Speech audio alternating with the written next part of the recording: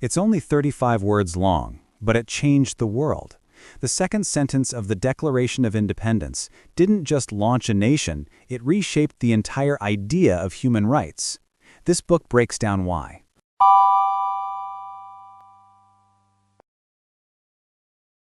We read the greatest sentence ever written so you don't have to. And it really is quite a sentence. Today we're doing a deep dive into what is, well, maybe the most influential piece of political philosophy ever written in English. We're talking about the second sentence of the Declaration of Independence. That's the one. It's the one we all had to memorize in school. But the book argues that we barely scratch the surface of what it means. We hold these truths to be self-evident, that all men are created equal. That they are endowed by their Creator with certain unalienable rights, that among these are life, liberty, and the pursuit of happiness. And this book, it just takes that one sentence and puts it under a microscope. It looks at every word, every comma, how it was created, and what it still means for us today. Yeah, the book's whole premise is that this isn't just some rhetorical flourish. This sentence is basically the philosophical DNA of the United States. The nation's foundational creed. Exactly. It was crafted very deliberately to do a couple of things. First, to justify a revolution by laying out these, universal principles. But maybe even more importantly, to bind this really diverse, argumentative group of colonists into one nation. So our mission today is to unpack the book's analysis. We're going to look at the drafting process, which was surprisingly contentious. And the Enlightenment philosophy that's just baked into every single word. And we'll get into the book's claim about how this sentence is, well, incredibly relevant today, especially with the 250th anniversary coming up. And just to be clear, we are not offering our own hot takes here. No, not at all. We are just giving you the shortcut to understanding the incredible intellectual history packed into those 77 words. It's a fascinating story, and to really get it, you have to go back to the mood in 1776. Right. It was tense, to say the least. So let's set the stage. Before the summer of 76, the colonists, for the most part, weren't blaming the king. Not King George III directly, anyway. Yeah, their anger was mostly aimed at Parliament, at the king's ministers. They saw them as the ones violating traditional English liberties with things like, the Stamp Act. So they weren't trying to overthrow the whole system. They were just trying to get their rights as Englishmen back. Exactly. So to get from that point demanding redress to declaring an all-out revolution against the king himself, that was a huge leap. A massive mental leap. And the book argues that the thing that really pushed them over the edge wasn't a big speech in Congress. It was a little 47-page pamphlet. You have to be talking about Thomas Paine's Common Sense. That's the one. Paine was a pretty recent immigrant. He came to Philadelphia with a letter of introduction from Benjamin Franklin, of all people. And the book describes his writing style as just completely different for the time. It wasn't flowery or academic. No, it was direct. It was simple. It was honestly devastatingly effective. He was writing for the common person, the farmer, the shopkeeper, not the elites. He called hereditary rule a historic abomination, and that one line, "Of more worth is one honest man to society than all the crowned ruffians that ever lived." I mean, that just electrified people. It completely reframed the debate. And the numbers the book gives are just mind-boggling. It sold 120,000 copies in the first 3 months. In a population of only about 2.5 million people. The book says that's like selling 15 million copies in the U.S. today. Just unheard of. So Common Sense basically gave people the moral permission to blame the king. It did. And that directly led to Richard Henry Lee of Virginia standing up in Congress on June 7th and proposing the motion for independence. These united colonies are, and of right ought to be, free and independent states. And once that was on the table, they needed a document to explain why, so they formed the Committee of Five. The All-Stars: John Adams, Benjamin Franklin, Roger Sherman, Robert Livingston. And the youngest member, a 33-year-old from Virginia named Thomas Jefferson. Who was apparently known as a great writer, but not so much a public speaker. Right. And Adams and Franklin were smart. They knew the document couldn't look like it was just a New England thing. Having Jefferson, a Virginian, as the lead author, gave it, regional balance. So Jefferson goes off with his little portable writing desk and starts drafting what he called an expression of the American mind.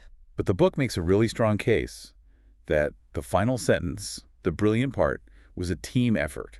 It was shaped by two absolutely critical edits from the committee. Okay, let's get into those edits. The first one seems small, but the book says it's philosophically huge. It's everything. Jefferson's original draft read, "We hold these truths to be sacred and undeniable."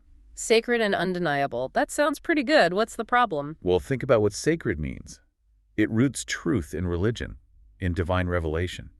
It's the language of pulpits and the divine right of kings. Okay. And the book describes how Benjamin Franklin, the printer, takes his pen and, using these heavy backslashes, just crosses out sacred. And what does he replace it with? The word that changed everything. Self-evident. So why is that one word so important? It feels like a synonym. It's not. Self-evident moves the entire basis of rights from the realm of faith and religion to the realm of the Enlightenment, to reason. It's a secular claim. It's a profoundly secular claim. It's the declaration saying the new nation's ideals are based on principles that any rational human being can discern for themselves, not on dogma handed down from on high. And the book connects this word choice directly to, of all things, analytic philosophy. Yes, specifically to the philosopher David Hume, who was a close friend of Franklin's. Frankl actually visited him in Scotland a few years earlier in 1771. And this goes back to something called Hume's fork. Exactly. The book does a great job breaking this down. Hume basically said there are two, and only two, kinds of truth. Okay, what are they? First, you have synthetic truths. These are truths you have to verify by observing the world. You know, London is bigger than Philadelphia. You have to go out and measure, get empirical evidence. Right. It's based on facts in the world. And then you have analytic truths. These are truths that are true by definition, by reason alone. All bachelors are unmarried. You don't need to go interview bachelors to know that's true. It's in the definition of the word. Precisely. They are, in Hume's words, discoverable by the mere operation of thought. They are. Self-evident. Self-evident. And that is the genius and, frankly, the tension of Franklin's edit. Because they were declaring all men are created equal to be an analytic truth. Yes. They were claiming it was true by definition, discoverable by reason, regardless of what the world around them actually looked like. Which is huge because the world around them was filled with slavery and inequality. If it were a synthetic truth based on observation, it would be obviously false. Completely false. But by framing it as an analytic truth, a self-evident ideal, they elevated it. It became a moral promise, a standard that the nation had to strive to meet, even if the reality of 1776 fell miserably short. It's an aspirational claim, not a descriptive one. That's the perfect way to put it. But that's not the only big edit. Right after grounding the whole thing in reason, the committee makes another change that brings God back into the picture. This is the balance we were talking about. It is. Jefferson's draft said that from their equal creation, men derive rights. Which sounds very logical, very rational. It does. But the committee changed it to the phrase we all know, endowed by their creator with rights. So why that change? Well, the book argues it was about building the broadest possible coalition. Jefferson and Franklin were deists. They believed in a creator, a sort of cosmic clockmaker who set the universe in motion with natural laws, but didn't intervene with miracles. So deriving rights from that act of creation fits their worldview. Perfectly. But the book suggests this edit came from John Adams. Adams was a Unitarian, a bit more traditional in his views. By saying rights are endowed by their creator, they did something brilliant.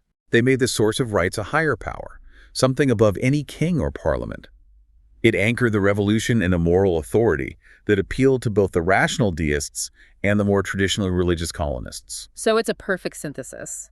The truth is discoverable by reason, self-evident, but its ultimate source is divine, endowed by their creator. It was an incredible piece of philosophical and political balancing, and to get that balance, they were all drawing from the same intellectual well. The Enlightenment thinkers. The book says Jefferson basically had their works on his desk as he was writing. Absolutely. You have Thomas Hobbes and his Leviathan, who gave them the concept of the stay of nature. That dark vision of life as solitary, poor, nasty, brutish, and short. Right. For Hobbes, you submit to a powerful government just to escape that chaos. But the main guy was John Locke. Oh, without a doubt. Locke's second treatise of government is basically the blueprint. He argued people joined society to secure their properties, which for him meant life, liberty, and a state. We'll circle back to that property part. We will.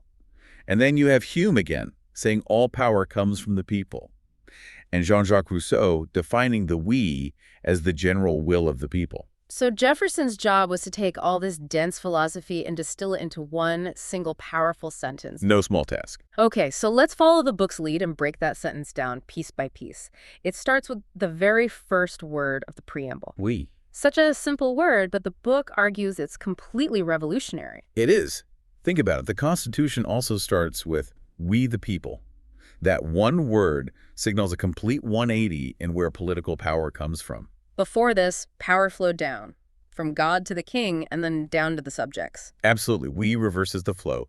It says the people are the source of authority. It's a fundamental rejection of the divine right of kings. The only legitimate power comes from a social compact and agreement among the people. Right. So when Jefferson writes, "we hold these truths," he's not just speaking for the guys in the room at the Continental Congress. He's invoking this idea of the collective will of the American people. It's the people themselves declaring their own sovereignty. A concept that was beyond radical at the time. It turns the whole world order upside down. And what are we holding to be true? We get to the big one. A big one. All men are created equal. Now, we've talked about how they framed this as a self-evident, rational truth. But what did equality actually mean to them, according to the book? Well, the book is really clear on this. Yeah.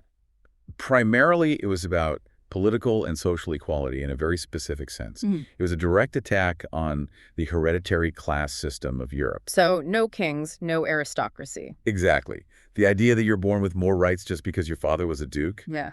They were saying that's irrational. In the state of nature, everyone is an autonomous individual. No man has a natural right to rule another. But, and this is the giant but the book forces us to confront. It's the colossal contradiction at the heart of the founding. The phrase was all men, but they didn't mean all people. Not even close. And the book gives some powerful examples. First, the exclusion of women. This is Abigail Adams's famous letter to John. Yes. She writes to him and says, remember the ladies.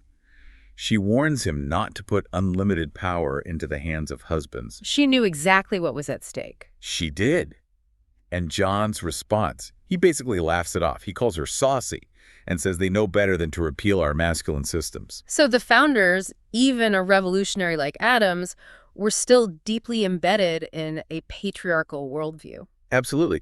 The book points out that Enlightenment thinkers like Rousseau actually argued for women's subordinate domestic roles.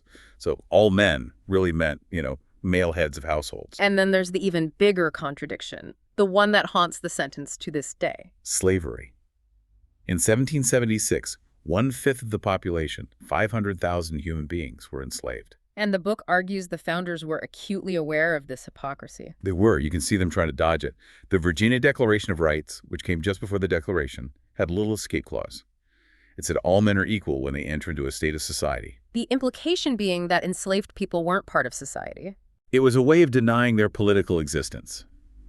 Jefferson avoided that specific language, but the hypocrisy in his own life was profound. He wrote that slavery was a moral depravity. He did. And in his first draft of the Declaration, he included this incredibly powerful passage condemning the slave trade, blaming King George for it. He called it a cruel war against human nature. And yet he himself enslaved over 600 people. Including his own children with Sally Hemings. The book does not shy away from that tension at all. So what happened to that anti-slavery passage in his draft? The delegates cut it out, completely removed. The representatives from South Carolina and Georgia just wouldn't sign if it was in there. Their economies depended on it. And the book points out that 41 of the 56 signers were slave owners. It's the founding compromise. They chose unity over moral consistency. And it left the sentence as, like we said, a promise, not a reality. So the book's argument is that American history is basically the long, painful struggle to make those words true for everyone. That's the central thesis. It traces that moral arc. And it uses Benjamin Franklin's life as a kind of metaphor for the nation's journey. Because Franklin started out as a slave owner himself. He did. His early print shop used enslaved labor. But he evolved dramatically. By the 1770s, he's speaking out against it, helping establish schools for black children. And then at the end of his life, he goes all in. He does. In 1787, at age 81, he becomes the president of the Pennsylvania Abolition Society. And the book highlights his very last public act. What was that? He wrote this brilliant satire just weeks before he died, mocking the pro-slavery arguments he was hearing in Congress. He basically took a congressman's speech defending slavery and put the exact same words into the mouth of an Algerian pirate defending the enslavement of white Christians. Just devastating, using reason to expose the bankruptcy of their arguments. And that struggle, the book says, just continues. It draws a straight line from this sentence to Lincoln at Gettysburg, rededicating the nation to the proposition that all men are created equal. And from Lincoln to Martin Luther King Jr. and the Civil Rights Movement. Exactly, echoing that idea that the moral arc of the universe bends toward justice. The book's point is that it doesn't bend on its own. It has to be bent by constant struggle. So the Declaration isn't a static document. It's a tool for change. That's the argument. Let's shift gears a bit, back to the philosophy. That phrase, endowed by their creator. We talked about how that was a compromise, balancing reason and faith. Right, and it's grounded in the founder's deism. The book really helps you understand what that meant. It wasn't atheism.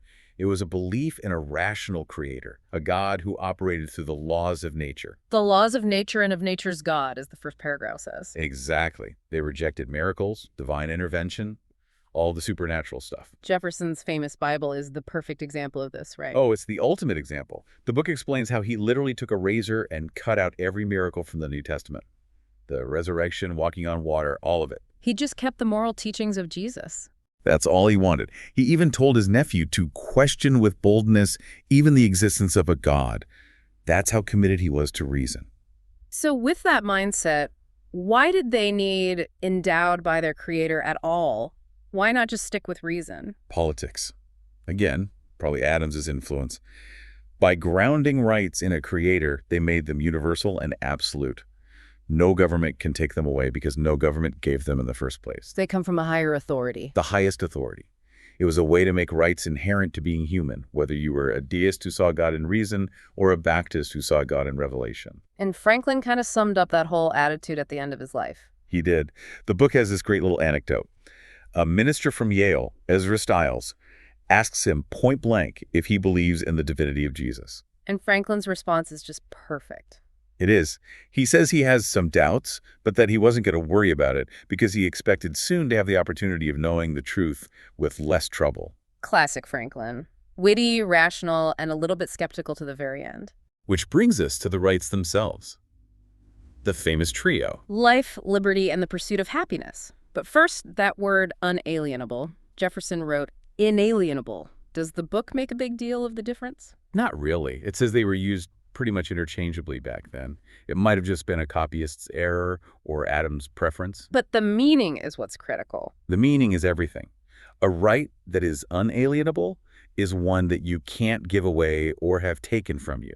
It's an intrinsic part of your existence. It's inseparable from you as a person. Okay, now the trio. The book traces this directly back to Locke, but with a twist. A huge twist. Locke's trio was life, liberty, and property. And for Locke, property was essential. It was the basis of individual freedom. It was. And the Virginia Declaration of Rights, which Jefferson was working from, had this kind of clunky phrase about acquiring property and pursuing happiness and safety. And Jefferson just streamlines it into that beautiful phrase. Life, liberty, and the pursuit of happiness. And the book argues that by swapping property for pursuit of happiness, he wasn't rejecting property rights.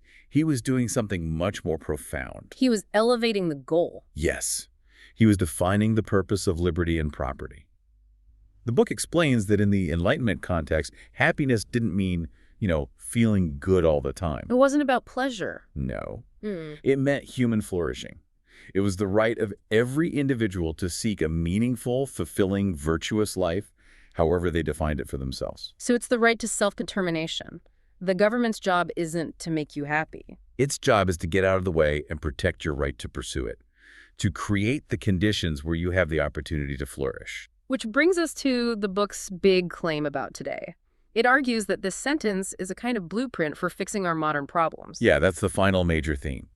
The idea that if we want to solve modern polarization, we need to get back to the core ideals in this sentence, specifically the ideas of common ground and the American dream. Let's start with common ground.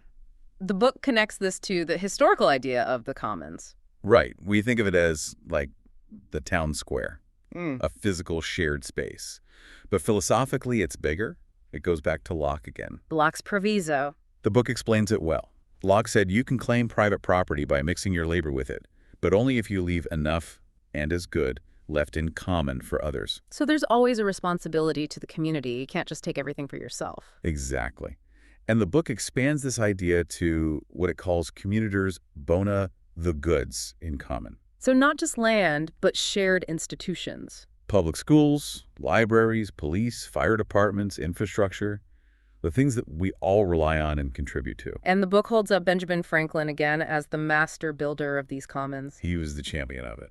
The book details how he founded America's first subscription library, the first volunteer fire department, a public hospital, the University of Pennsylvania. He wasn't just an inventor, he was a civic organizer. His whole philosophy was that a healthy democracy requires these shared institutions.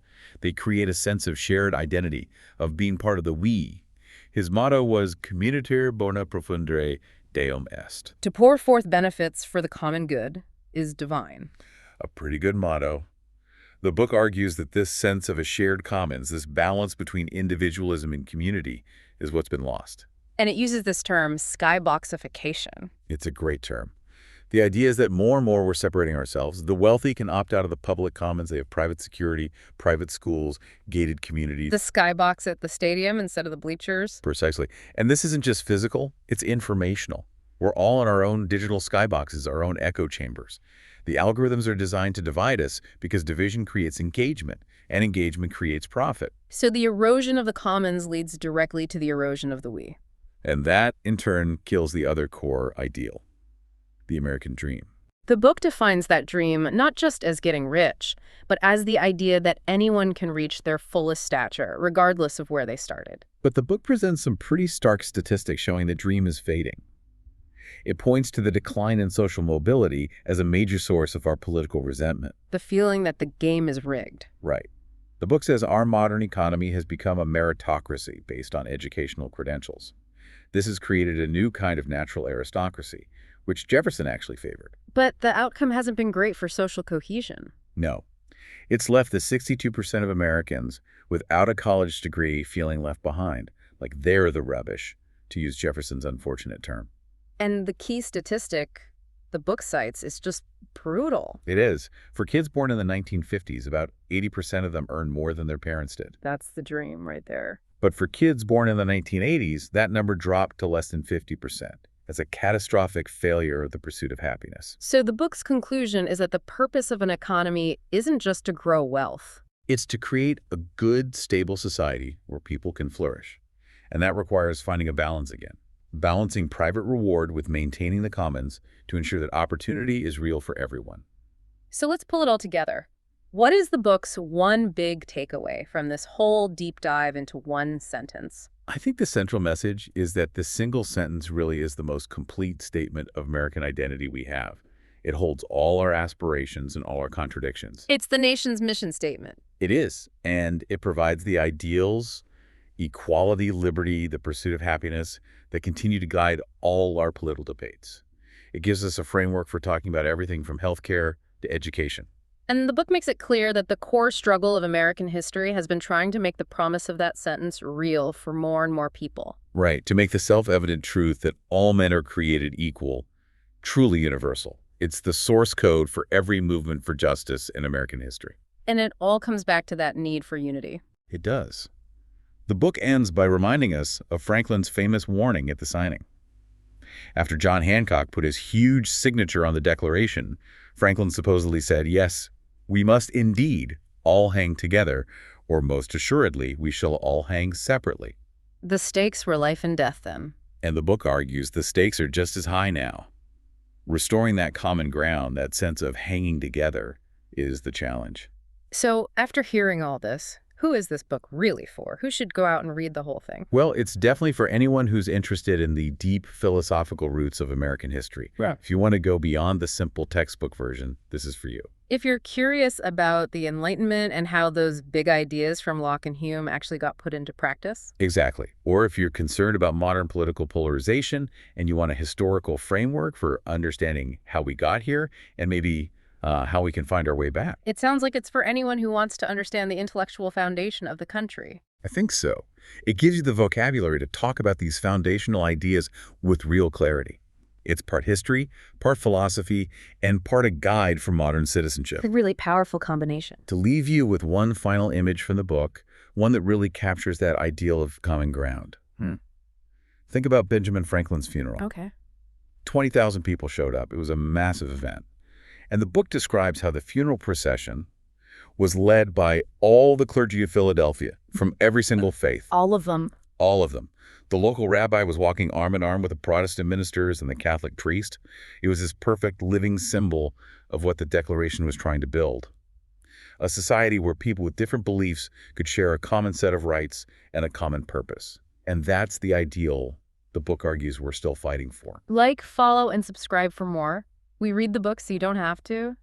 Summaries. If there's a new nonfiction book you want us to cover next, let us know.